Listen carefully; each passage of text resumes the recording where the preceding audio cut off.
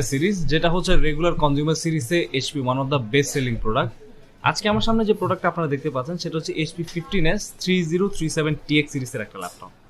আজকে এই ল্যাপটপটা নিয়ে কথা বলার মেইন রিজন হলো এইচপি ডেডিকেটেড জিপিইউ সহ কনজিউমার সিরিজের যে ল্যাপটপগুলো মার্কেটে খুবই শর্টেজ, এই একটা প্রোডাক্ট এখন পার্টিকুলার মার্কেটে আছে, যেটা হচ্ছে MX450 2GB ডেডিকেটেড জিপিইউ সহ আসছে।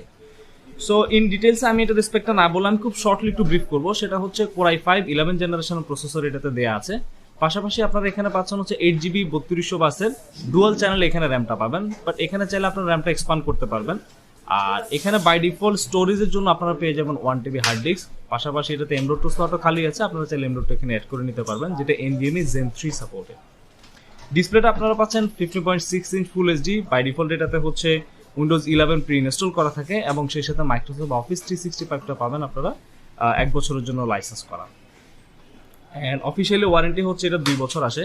অ্যান্ড ফাইনালি যদি আমি প্রাইসটা নিয়ে কথা বলতে হয়, এটার প্রাইস হচ্ছে 74,500 টাকার আশেপাশে আপনারা মার্কেটে এখন পেয়ে যাবেন।